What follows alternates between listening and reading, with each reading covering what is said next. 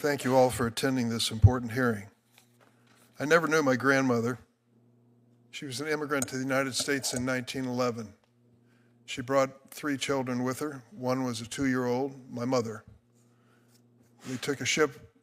They started in Lithuania, where my mother was born, took a ship to Baltimore, not to New York and Ellis Island, and disembarked and somehow found their way to Illinois. I don't know how. I'm sure no one spoke English. She brought precious few things with her because she had 3 kids to worry about. But one of the things she made a point of bringing to the United States in 1911 was a Roman Catholic prayer book written in Lithuanian. I didn't know the significance of that prayer book. I'd seen it around the house, and my mom took care of it. But it turns out that the Russian Tsar had made it clear that this was contraband. This was illegal. You couldn't have a Catholic prayer book printed in Lithuanian. It had to be Russian. Somehow or another, my grandmother, with limited education, felt that that little book was so damned important that she was ready to risk it by bringing it to the United States of America. It was her statement and our family's statement about her freedom, the freedom of her family to practice their religion. They wanted to be here in the United States of America to practice that religion because they knew that this was a different country than the one they were leaving.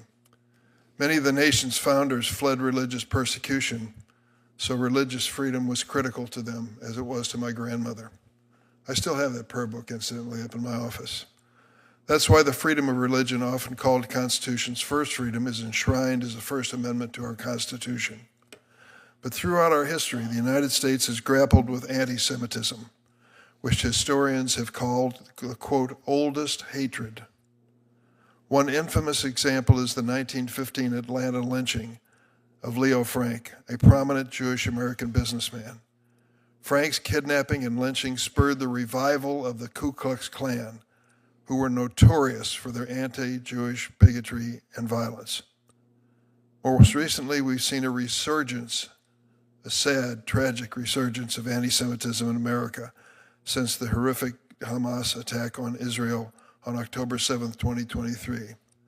And now I'd like to say a few words about the hearing that we had on hate speech as it impacted all religions: Jewish religion, Muslim religion, Christian religion. Yes, we had a hearing on hate speech. We didn't focus on one aspect of it. We focused on many aspects of it. One of the witnesses, or at least attending, I shouldn't say witness, but attending, was the mother of a 6-year-old boy, a Palestinian boy from the suburbs of Chicago. His name was Wadi Al-Fayumi. The landlord in the house where the Palestinian family was living came to the door and told them to leave. And when they didn't leave, he pulled out a knife and stabbed the 6-year-old boy to death repeatedly, over and over and over again. His mother was hiding in the bathroom. She'd been stabbed as well. It was clearly a hate crime, and it was based on their religion. And the fact that that was part of the hearing did not diminish in any way my strong feelings about anti-Semitism. It is the same hatred that we are trying to stamp out in this country. In 2023 alone, which only includes the first 3 months after October 7th, the FBI reported 2,000 hate crimes against the Jewish community. More than 2/3 of all reported religious-based hate crimes in 2023 were driven by anti-Jewish bias.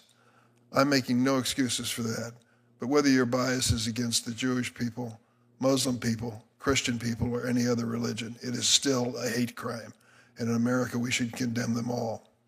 As chair of this committee, I held multiple hearings on the growing threat of hate-motivated violence. We heard compelling testimony from Rabbi Charlie Citron Walker. I hope I pronounced that name correctly, did I? About the 2022 hostage crisis at his Colleyville, Texas synagogue. He told us how he opened the door to the terrorists because of his belief, the rabbi said, that the temple should be, quote, a house of prayer for all people. He also testified he survived that day because As the leader of a synagogue in America, he was well trained to respond to security threats. We have to work together to bring about a day where rabbis need only be spiritual leaders, not security experts as well. Rabbi Citron Walker told us that, quote, a terrorist chose a Jewish synagogue because he thought the Jews control the world, end of quote. We must do everything in our power to debunk this bigoted lie, which has driven so much anti-Semitism throughout history. Let's be clear, there is no justification, none, for anti-Semitism, whether from the left or the right side of the political spectrum. Violence or threats of violence have no place, none, on our college campuses and should be prosecuted to the full extent of the law. It is up to the political leaders to stand up and condemn anti-Semitism wherever and whenever we see it, even if it's coming from the most powerful people in the nation. That's why I feel compelled to say how troubled I am by some of the actions of this administration. First of all, I reject President Trump's comments that, quote, any Jewish person that votes for Democrats hates their religion. That was a statement by President Trump. And, quote, people in this country that are Jewish no longer love Israel. That's what the president said. What does that mean? On his first day in office, President Trump issued a full, unconditional pardon to the thugs responsible for the January 6th insurrection. Many of the rioters who received pardons openly embrace violent anti-Semitism. Take Robert Keith Walker, who wore a black hoodie emblazoned with the quote, the shameful quote, Camp Auschwitz on that horrific day. Or consider Timothy Hale Cusinelli, who prosecutors identified as, quote, a white supremacist and Nazi sympathizer. A white supremacist and Nazi sympathizer. He told his co-workers that, quote, Hitler should have finished the job. Those are the words of Timothy Hale Cusinelli. He frankly often dresses up to look like Adolf Hitler, and here's a photograph. At Hale Cusinelli's hearing, Judge Trevor McFadden, a Trump appointee as judge, said, quote, statements and actions like yours, he said to Cusinelli, make Jewish people less safe and less confident they can participate as equal members of our society.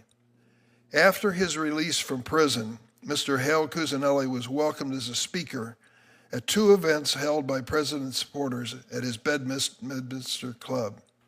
At one of these events, he received an award from Ed Martin. Name sound familiar? Now serving as President Trump's interim U.S. Attorney for the District of Columbia. Mr. Martin called Hale Cusinelli, and I quote, an extraordinary man, an extraordinary leader. This president has also given an outside role in his administration to Elon Musk. Mr. Musk has endorsed and followed some of the most far-right German political parties. He even suggested that, quote, there's, quote, from Elon Musk, frankly, too much of a focus on past guilt, and we need to move beyond that, he said. In response, Dani Dayan, the chair of Yad Vashem, the world's Holocaust Remembrance Center in Israel, said, and I quote, contrary to Musk's advice, the remembrance and acknowledge of the dark past of the country and its people should be central in shaping the German society. Failing to do so is an insult to the victims of Nazism and a clear danger to the democratic future of Germany. The Trump administration has also launched a broad attack on diversity, equity, and inclusion policies, which has already led one federal agency to suspend Holocaust Remembrance Day observance. If the Trump administration is truly committed to combating anti-Semitism on college campuses, they would not be talking about eliminating the Education Department's Office of Civil Rights, which is responsible for enforcing anti-discrimination laws in schools. In fact, the administration has already laid off a dozen officials from the Office for Civil Rights and ordered remaining staff to halt most of their work.